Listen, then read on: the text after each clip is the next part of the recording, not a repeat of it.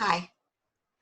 But it's just wonderful to see you. As I mentioned to you, uh, how much I miss you, and I really do.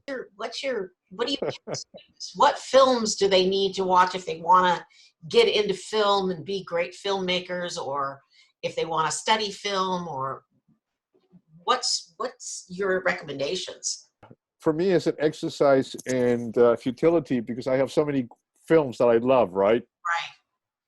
Uh, and and so, but I love the history of film, and I love to trace film. And so, if if a person loves film, and if you are confined to the house, right? Because we can't go to movies anymore for a while. What do you stop? Where do you start? Well, it all depends. Um, if so, if you're thinking about American cinema, right, particularly, a good place to start would be to go to the ears of the Hollywood studio system. Huh? We're talking about from the 30s, late 30s, all the way up to the 50s, where Hollywood produced so many great popular films. Um, and I'll take one genre, for instance, which is film noir. Uh-huh. There is such a rich history there of great filmmaking because so many of these film noir cinematic masterpieces were influenced by the Europeans Hmm. in terms of the way that they lit the scenes.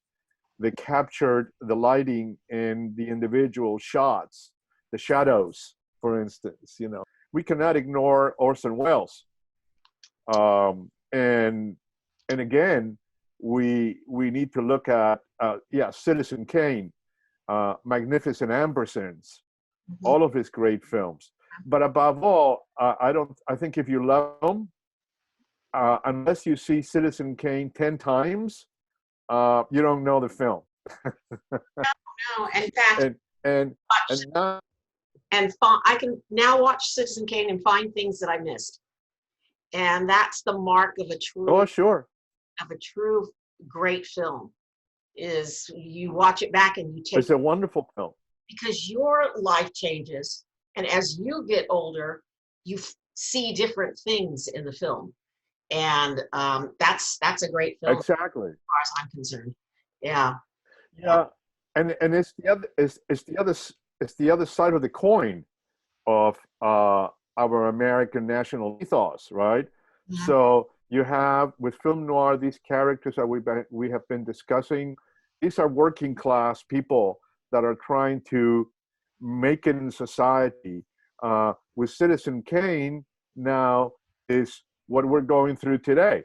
The corruption of capitalism, uh, the corruption of capitalism into our system and how it pollutes our souls if we're not careful enough, if we're not cautious enough, is going to control us, is going to get inside of our minds, is going to then make us invisible, powerful, evil, right?